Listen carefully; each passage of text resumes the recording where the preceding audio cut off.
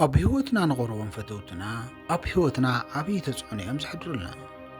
በተለይ መብዛሕትኡ ግዜና ምስኦም ነሕልፎ እንተደኣ ኮይንና መብዛሕትኡ ግዜና ምስኦም ስለ ነሕልፎ ዝገብርዎ ነገርን ካብ ኣፎም ዝወፅእ ዘረባ ኣባና ዓብዪ ተፅዕኖ ኣለዎ። ኣብ ህይወትና ዕቤት እንተደኣ ደሊና ምስ ሰባት ክንቀራረብ ኣለና። ኣብ ናይ ሎማዓንቲ ቪድዮና ኣብ ህይወትና ክህልው ዘይግብኦም 5 ዓይነት ሰባት ክነግረኩም እየ። ብጣዕሚ ጠቓሚ ቪድዮ ስለ ዝኾነ ክሳዕ መወዳእታ ክትከታተሉና ብኽብሪ ንዕድም።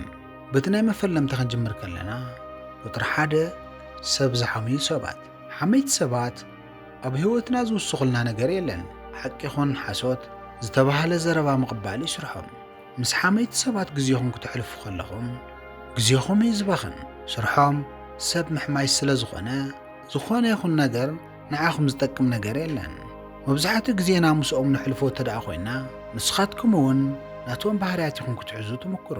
ዘይሓሰብኩምዎ ሰባት እንሓመኹም ዓርስኹም ትረኽብዎ። ብተወሳኺ ከምዚኦም ዝበሉ ዓይነት ሰባት ብድሕሪኹም ንዓኹም እውን ከም ዝሓሚኹም ክስምዐኩም ይግባእ።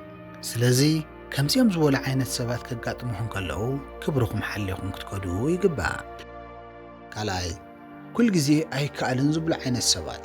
ኩል ግዜ ኣሉታዊ ነገር ዝሓስቡ ሰባት ዝኾነ ነገር ይከኣል ኢሎም ኣይሓስቡን። ዝኾነ ነገር ክጅምሩ ሓሲብኩም ክተመኸርዎን ከለኹም እዚ ከቢድ ነገር እዩ፣ ተዝቐረየካ ይሕሸካ፣ ሕማቕ ግዜ ኢና ኔና፣ እዚ ተጀሚርካዮ ኣይሳኽዕልካን እናበሉ ተስፋ የቑርፅኻ።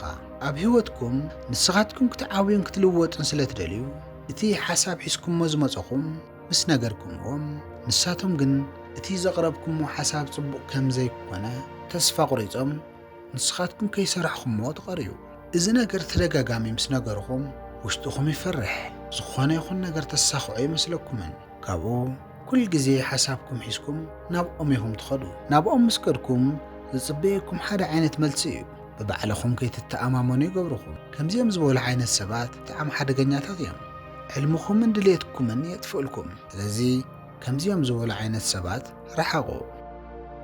ሳልሳይ ንጥቕሚ ዝደልይኹም ሰባት። ኣብ ህይወትኩም ክሳዕ ሕዚ ከምዚኦም ዝበሉ ዓይነት ሰባት ኣጋጢሞምን ኣይፈልጡን ክትብሉ ኣይትኽእሉን። ጥቕሚ ዝደልዩ ሰባት ኩል ግዜ ካባኹም ዝኾነ ነገር ክጥቀሙ እዮም ዝደልዩ። ሽግር ከጋጥሞም ከሎ ምሳኹም እዮም። ንስኻትኩም ሽግር ከጋጥመኩም ከሎ ግን ቆላሒሎም ኣይርኢኹምን፣ ወይ ከዓ እቲ ዘጋጠመኩም ሽግር ክፈትሑልኩም ኣይኽእሉን። ዕርክነትኩም ንዕኦም ትርጉም የብሉን። ንዓኻትኩም ክጥቀሙልኩም እዮም ዝደልዩ። ሓገዝኩም ክደልዩ ከለዉ ጥራሕ እዮም ናባኹም ዝመፁ። ኩሉ ነገር ጽቡቕ ነገር ክኾነሎም ከሎ ካባኹም ይጠፍኡ፣ ይስወሩ። ንስኻትኩም ሓገዝ ኣብ እትደልዩሉ ሰዓት ካብ ከባቢኹም ይጠፍኡ። ንስኻትኩም ኣብ ሽግሮም እዋን ሓደ ግዜ ክትሕግዝዎም ተዘይክኢልኩም ብኣኹም ይሓርቁ። ዕርክነትኩም ከም ዓብዪ ነገር ከም ዝኾነ ምሲሎም የፈራርሑኹም። ከምዚኦም ዝበሉ ዓይነት ሰባት ከጋጥሙኹም ከለዉ ኣርሕቕዎም። ራብዓይ ናይ ሰብ ደስታ ዘይደልዩ ሓሳዳት ሰባት። ሓሳዳት ሰባት ኩል ግዜ ሕጉሳት ኣይኮኑን። ብዝኾነ ነገር ክሕጎሶ ይኽእሉን። ዝጠየቕዎ ነገር ምስ ረኸቡ እውን ካሊእ ዝሓሸ ነገር እንተሪኦም ምሕሳዶም ይቕፅሉ። ንባዕሎም ምስ ሰባት ስለ ዝወዳደሩ ሕጉሳት ኮይኖም ኣይፈልጡን። ናትኩም ህይወት ካብ ናቶም ህይወት ዝሓሸ ነገር ክህሉ እንከሎ ይሕስዱኹም። ብተወሳኺ ብጣዕሚ ስለ ዘምስሉ ይሕስዱኹም ከም ዘለዉ ክትፈልጥዎም ኣይትኽእሉን። ብኣኹም ዝተሓጎሱ መሲሎም ውሽጦም እናተቓጸሉ ብደጊኦም ሕጉሳት እዮም ዝመስሉ፣ ብውሽጦም ግን ከማኹም ክኾኑ ይደልዩ። ምስ ከምዚኦም ዝበሉ ዓይነት ሰባት ግዜኹም ክትሕልፉ ከለኹም ብትረኽብዎ ነገር ሕጉሳት ኣይትኾኑን። ምኽንያቱ ምስ ሰባት ዓርስኹም ክትወዳደሩ እዮም ዝገብርኹም። ኣመስገንቲ እውን ኣይትኾኑን።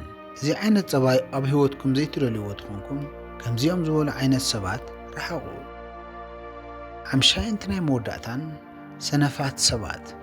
ሰነፍ ምዃን ህይወትና ብጣዕሚ ዘኽብደልና ዓብዪ ናይ ህይወት ሽግር እዩ። ብተወሳኺ ኣብ ከባቢና ዘለዉ ሰባት ሰነፋት ተደኣ ኮይኖም ንዓና እውን ሰነፋት እዮም ዝገብሩና። ካብ ልብና ስለ ዘይነስተውዕለሉ እምበር ሰነፋት ምዃንና ኣይቐረን። ብፍላይ ናይ ሓባር ወይ ናይ ጉጅለ ስራሕ ክንሰርሕ ከለና ከምዚኦም ዝበሉ ዓይነት ሰባት ክነርሕቖም ኣለና። ሕዚ ክሰርሖ የልካ ዝሓሰብካዮ ስራሕ ንኻሊእ መዓልቲ ክትገብሮ እዮም ዝደፋፍኡኻ። ንስኻትኩም እውን ንእሽተያት ነገራት ኢልኩም ጽባሕ ሎሚ እናበልኩም ከይሰርሕኹምዎ እተርፉ። እዚ ድማ ናይ ሰነፍ መግለፂ እዩ። ግዜኹም ብዝጠቅም ነገር ክትጥቀምሉ ይግብአኩም። ምስ ከምዚኦም ዝበሉ ዓይነት ሰባት ክትኮኑ ከለኹም ምዝንናይ ጥራሕ እዩ ደስ ዝብለኩም። ምዝንናይ ክበዝሕ እንከሎ ግን ናይ ህይወትና መስመር ንስሕት። ሓደ ግዜ ዕረፍቲ ክንወስድ ንኽእል ኢና፣ ግን ናይ ከምዚኦም ዝበሉ ዓይነት ሰባት ዕረፍቲ ግን ብጣዕሚ ነዊሕን ናይ ህይወትካ መስመር ዘስሕትን እዩ። ዓርስኹም ምስ ከምዚኦም ዝበሉ ዓይነት ሰባት እንተደኣ ሃሊኹም ክትገብርዎ ዝግበአኩም ነገር ተኸታቲልኩም ኣጽንዕዎ። ክትገብርዎ ዝግበአኩም ነገር ከይገበርኩም ኢኹም ሙሉእ መዓልቲ ትውዕሉ። እዚ ማለት ከዓ ናቶም ፀባይ ሒዝኩም ኣለኹም ማለት እዩ። ስለዚ ከምዚኦም ዝበሉ ዓይነት ሰባት ካብ ህይወትኩም ሙሉእ ኣይትቕረብዎም፣ ኣርሕቕዎም። ዝኸበርኩም ተኸታተልቲ ንሎም ዝተዳለዉ እዚ ይመስል ነይሩ። ብዝቕፅል ንዝፍኖ መሃራይ ቪድዮ ብቐዳምነት ንኽበፅዐኩም ሳብስክራይብ ዘይገበርኩም ሳብስክራይብ ብምግባር ናይ ቻነልና ቤተሰብ ንኽትኮኑ ክብሪ ንዕድም። ክሳዕ መወዳእታ ስለ ተኸታተልኩምና ደጊምና ነመስግን።